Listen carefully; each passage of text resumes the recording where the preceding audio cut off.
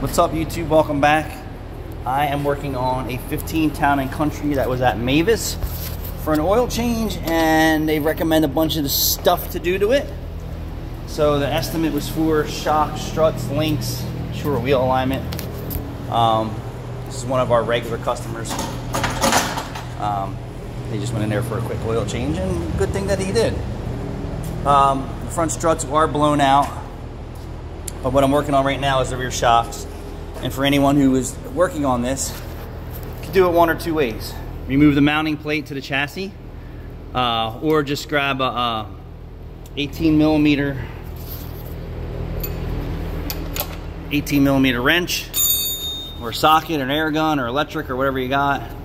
Take your wrench, 18 millimeter wrench, go behind the bracket, and then just remove one nut and bolt instead of three. So look, 1, 2, 3, 4, or just do one. I went for the option of doing one.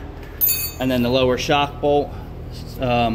Make sure you support the rear suspension if you're doing it on the ground. Most people don't have a lift at home today, so you can do one tire at a time, however you want. So I'm using a jack stand, the vehicle's on the lift.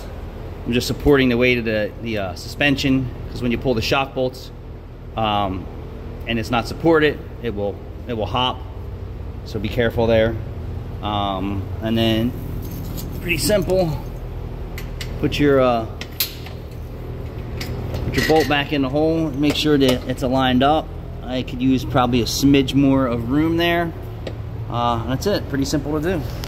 Thanks for watching.